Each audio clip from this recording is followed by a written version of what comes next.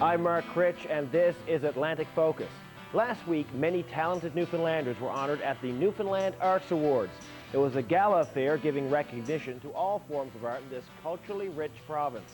Here are highlights from the glittering event.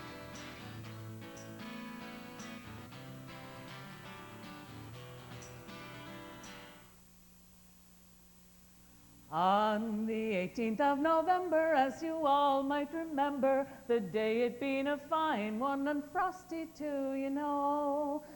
As the evening was advancing, they kept teasing me about dancing. So to please their foolish fancy, I did agree to go. I knew I'd be accepted, but really not expected. It'd been so long since I had been to anything before. To the party boldly ventured, and the ballroom door I entered. I addressed the porter gently as he stood inside the door. I gazed around the building like someone was bewildered, and something caught my eye about a little way ahead.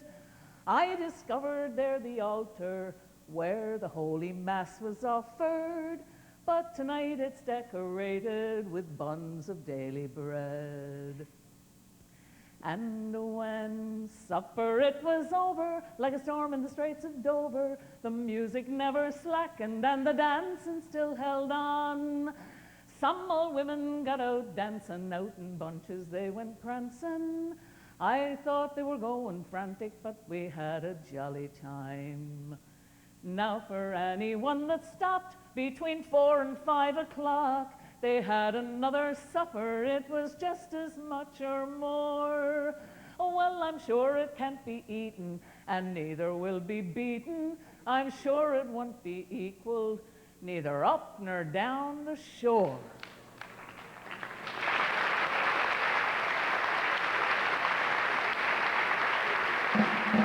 From the campus of Memorial University in St. John's, it's the 2006 Arts Council Awards Gala. Tonight, Anita Best, Kelly Russell in the Planks, Sean Panting, Tonya Kearley in the Pigeon Inlet Dancers, Michael Crummy, Gerald Squires, and many more honor the artists of our province.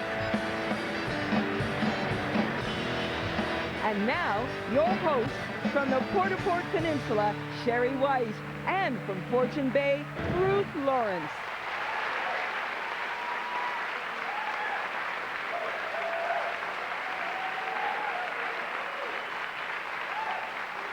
Thank you very much. We are both so delighted to be here tonight. Yeah, I was very excited to be asked to host this year's award, this year in particular. People tend to think of the arts as an urban thing, that it belongs in the cities. But even in the most remote communities all across Newfoundland and Labrador, artists are being born every day. And instead of finding inspiration in art galleries and going to see plays or symphonies, they have to look to the people and to the landscapes. That's true, you know. When I was growing up in St. Jack's, just down over the hill from me, from my Aunt Mary's, there was this beach with all this flat rock and beach. And it was just like a movie set. Mm-hmm. I mean, on this side of the cliff here, there was like a kitchen carved into the walls, and then around the corner from that was like a little couch and a built-in aquarium filled up with snarls, and then down from that was a pool filled with seawater, and it was just like a sauna. And then all the other end was open to the harbor, and we played out so many dramatic scenes on that land wash. Yeah, that's like in Stephenville. Growing up in my best friend's backyard, they had there was a river, and overlooking the river was 3 rocks, like all at different sizes. They were flat, and we used to perform on those rocks and do dance numbers and write songs. And look at us now. Yeah. That's right. So this year we wanted to look a bit at how all those traditional arts have kind of fed into our modern art scene, and we've cast our focus out to those smaller communities. Like the places we grew up in. And we're going to have like a bit of a soup supper. And a time. That's right. Yeah. But you can't have a soup supper without some old-fashioned entertainment like a recitation. The soup is on the back of the stove now. The youngsters are bundled and warm. The fiddler is tuning and tightening his bow. The box player's here in good form. The hall is chinched full of good neighbors for a time where we'll gather and mix and enjoy all the fruits of our labors. It's the Arts Awards 2006.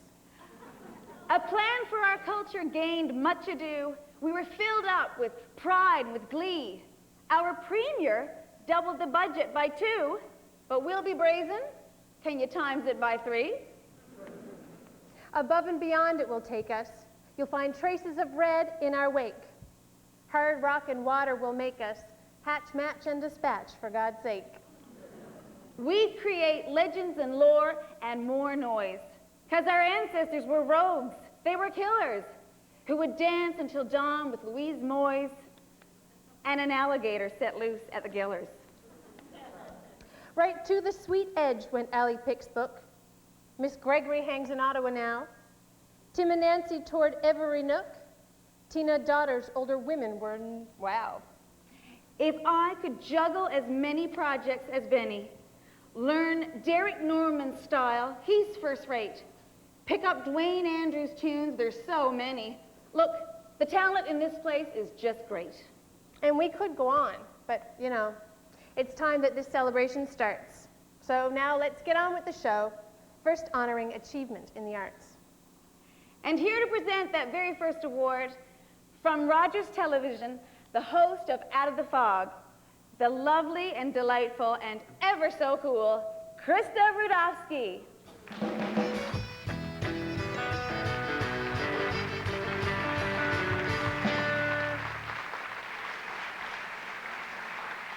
Good evening, ladies and gentlemen. I am so thrilled this evening to represent Rogers Cable at this celebration.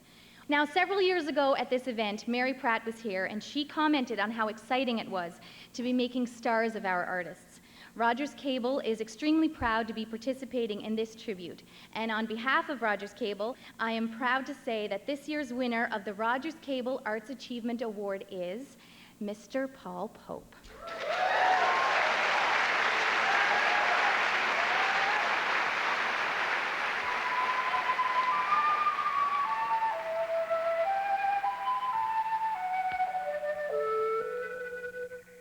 The black-tufted praying pope is native to Stones Cove in southern Newfoundland. As it grows, this powerful species develops an unkempt black tuft on its crown, which decreases as it ages. The pope's varied plumage enjoys widespread appeal within its subspecies. Unable to move backwards, this odd bird generally travels in circles to stalk its prey. It utilizes various methods of communication. Oh, yeah, I don't care about that. It may spend hours observing and tracking other species, and generally feasts on tasty morsels found while scavenging. The praying pope has been recorded in multiple habitats, from the upper echelons to the low-down, dirty reaches of its biosphere, burrowing itself into an intricate underground lair. It sometimes risks life and limb, cavorting with dangerous antagonists. Once fully mature, the praying pope naturally migrates to an urban ecosystem. Mating patterns become erratic. Its inclination towards metrosexual behavior ensures its survival and bolsters its confidence. The pope puts off a fantastic display to aid in attraction, which has a variable rate of success. To observe this rare bird in its natural habitat, visit the Nightlife Federation in downtown St. John's.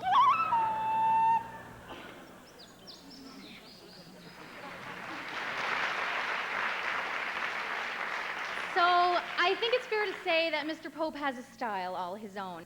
Many years ago, Paul Pope decided he was going to make movies, and he then began a journey that would significantly enhance and enrich the growth of a multi-million-dollar industry in our province.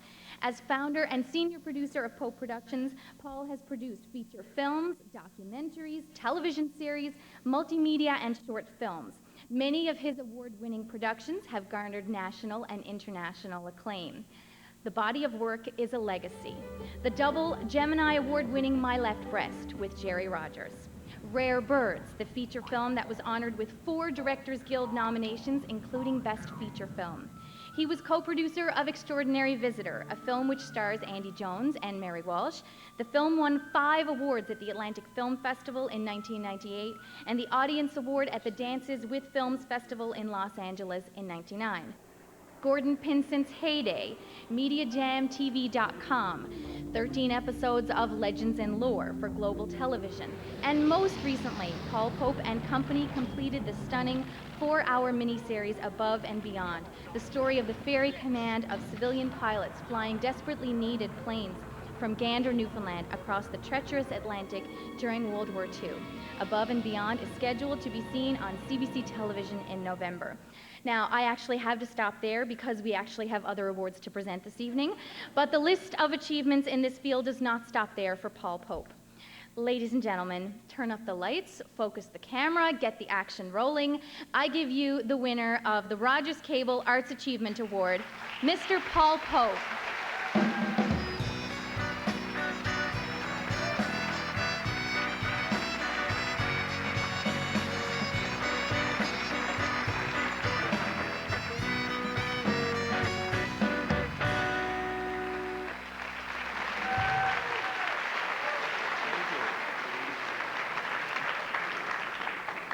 Well, this is truly an honor. Thank you very much.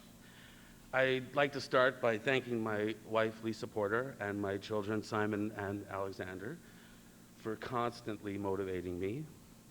I'd like to thank my sister, Joan, and my brother, Glenn, for helping whenever I asked them.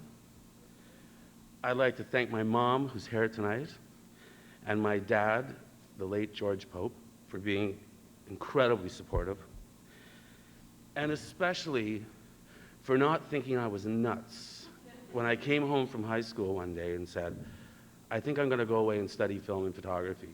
I wish to thank the Newfoundland Independent Filmmakers Cooperative and the people there who I've worked with. I'd like to thank the Newfoundland and Labrador Arts Council for being the Newfoundland and Labrador Arts Council. I'd like to thank the Newfoundland and Labrador Film Development Corporation for their years of support.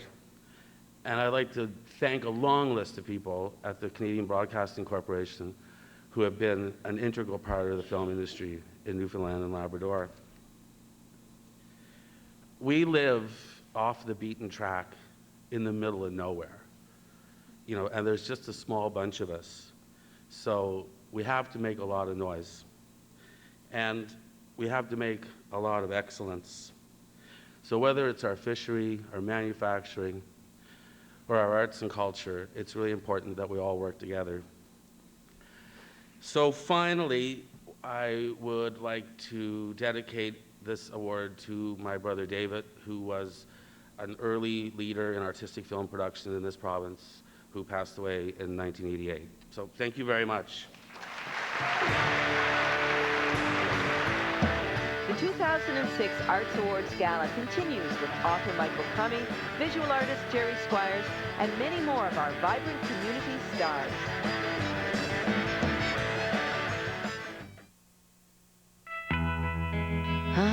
Your kids can't wait for summer. They don't have to. Sunny D! Sunny D has bottled the fun and sun of summer with a unique blend of 5 summery fruit flavors, plus vitamin C. So you can give your kids a taste of summer every day. Sunny D! Summer forever! Mary, won't you come out and play with me? Pedigree knows puppies. And we know they'll try anything, eat anything,